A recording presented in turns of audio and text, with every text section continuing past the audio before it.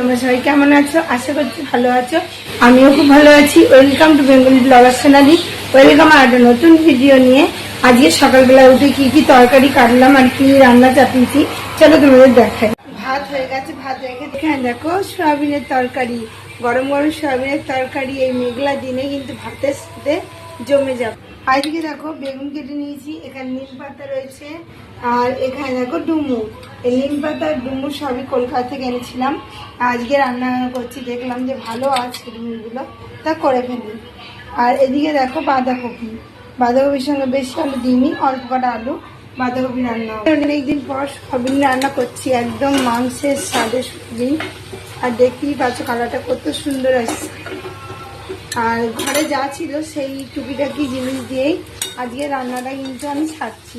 একটু সয়াবিন ছিল আর অনেকদিন এনে রেখেছিলাম ডুমুরটা, দেখছি ডুমুরটা ভালোই আছে। ডুমুরটা বেশ নষ্ট হয়ে গেছে কিন্তু দেখছি এই ডুমুরটা খুবই ভালো আছে আর নিম পাতাটাও ভালো আছে।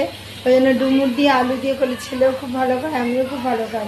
কে কে ডুমুর আর নিম পাতা দিয়ে এক থালা ভাত খাও অবশ্যই কমেন্টে জানাতে ভুলো না।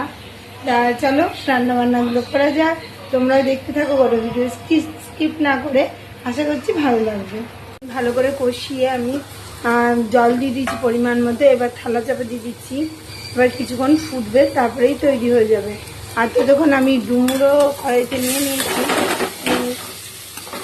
কড়াইতে আমি তেল দিয়ে গোটা দিয়ে ফোড়ন দিয়ে ডুমুর, আলু, তেজপাতা আর নুন আর হলুদ এই দিয়ে ভালো করে কষাচ্ছি।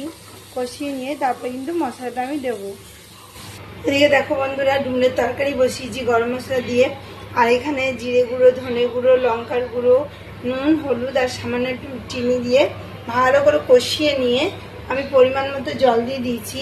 আর একটা থালাও রেডি করেছি, দুই লাইনে দুটো ঢাকা দেওয়া থাক কিছুক্ষণের জন্য। হয়ে গেলে আবার দেখি সয়াবিনের ঝোলটা কিরম করছে।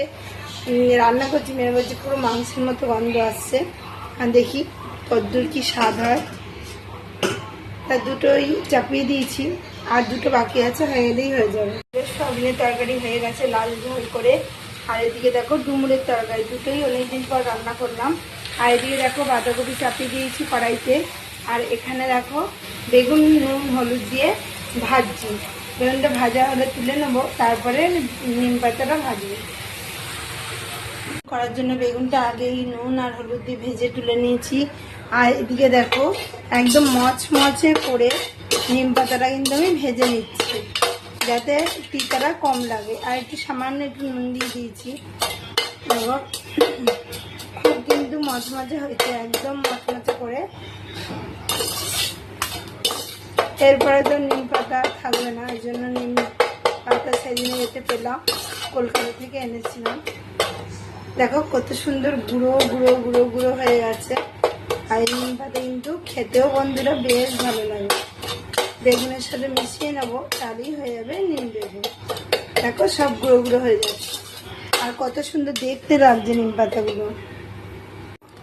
বেগুনগুলোও কিন্তু আমি নিম পাতার সাথে মিশিয়ে দিয়েছি, দেখতেই পাচ্ছ। আর কত সুন্দর একটা স্মেল আসছে। আর এখানে বাঁধাকপি চাপিয়েছি, বাঁধাকপিটা হলেই হয়ে যাবে। নিম পাতা একদমই পছন্দ করতাম না, ভালো লাগতো না। আর এখন নিম পাতা পছন্দ করি, মোটামুটি খাই। আর আজকে রান্নাবান্না সেরে চান করতে যাবো, চান করবো, ঠাকুর দেবো। ওই জন্য একবারে সকালবেলায় জামা টামা ছেড়ে নিয়ে ফ্রেশ হয়ে রান্নাঘরে ঢুকে গেছি। আর টুকটাই কাজ বাকি আছে, এগুলো রান্নাটা কমপ্লিট হয়ে গেল।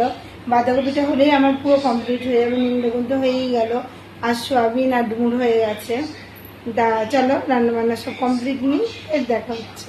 ভিডিও আমি এখানে যাচ্ছি। আমার ভিডিও যদি ভালো লেগে থাকে অবশ্যই চ্যানেলটা সাবস্ক্রাইব করবে, লাইক কমেন্ট শেয়ার করতে ভুলো না। কালো নতুন ভিডিও নিয়ে ঘুষ শিখে আসি। তোমার সুস্থ থেকো, ভালো থেকো, সবাইকে ভালো থেকো, বাই।